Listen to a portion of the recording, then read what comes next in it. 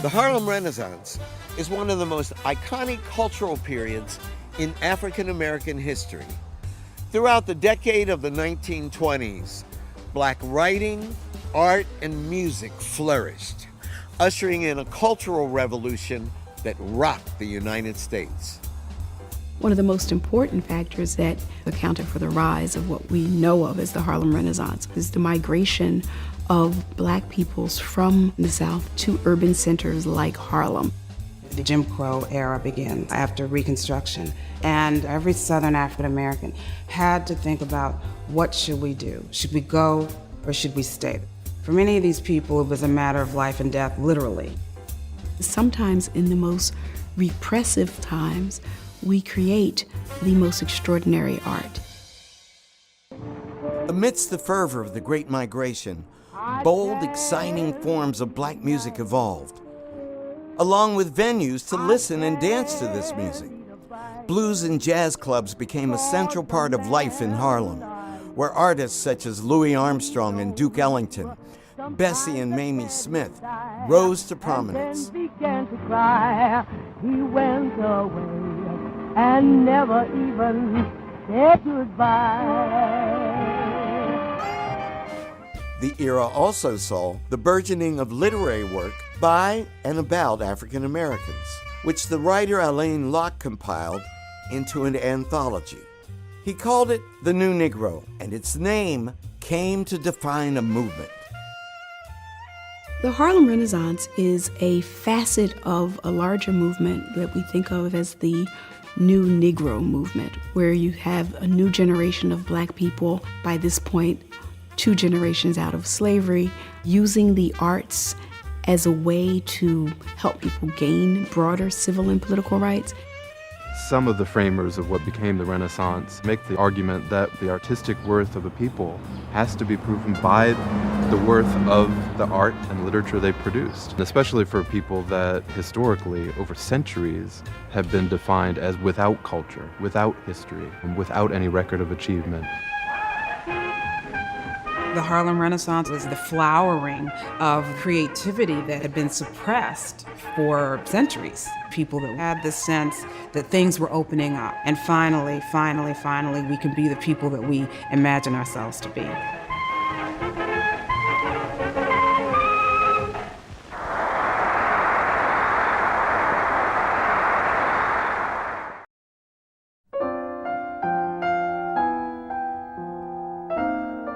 This was a very, very, very unfair, unjust, wretched country for Blacks who wanted to express their art. The real meat of the Harlem Renaissance went from about 1920 to 1930.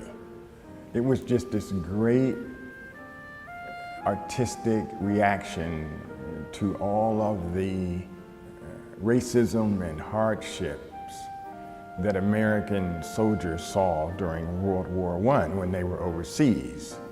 So their mindset was, how come the French and the Italians treat us much better than we are treated back in the United States of America, and here we are fighting for the freedom of our home country. And so when all of these soldiers came back into their communities, there had been a lot of essays and articles written about the desire for Black patriots to support the arts and to express this genius that had been ignored for so long. So you had this movement that grew out of bloodshed in a war that all of a sudden now could be symbolized with music, dance, theater, literature, book writing, and that's how it sort of started to flourish in the early 1920s.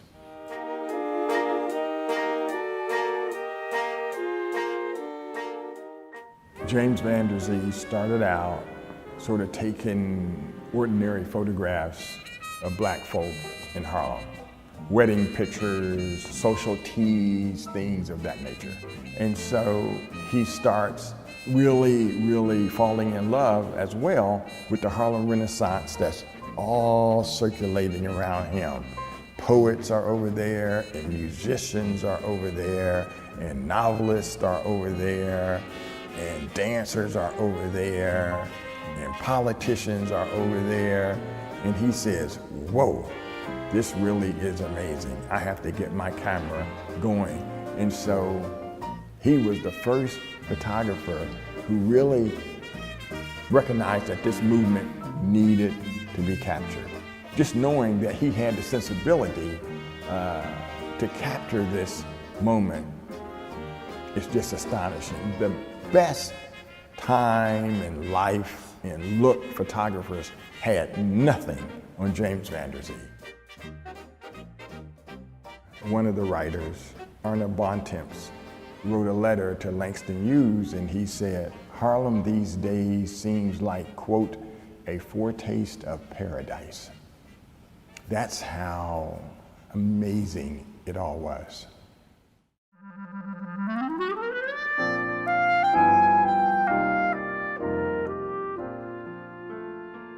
I knew I wanted this exhibit to be heavy on writers because I'm a writer. One of the great things about the Harlem Renaissance is that these writers and these artists had a real sense that they were doing something unique. And thank God they saved their first drafts or second drafts or third drafts. They saved their letters. All of those little maps to artistic creativity were fascinating to me. Art helps, I think, soften the humanity in us all. And so were it not for this movement, other art movements might not even have sprang up. I mean, the Harlem Renaissance gave women, gave impoverished people all over this country a hint of just what you can do if you want to put your art on the line. And it's all they really wanted is to show America that if you give us a fair chance, we will produce greatness. From that movement, they have stitched the Black American forevermore into the artistic fabric of this country. And that's a tall order to imagine it and then to execute it.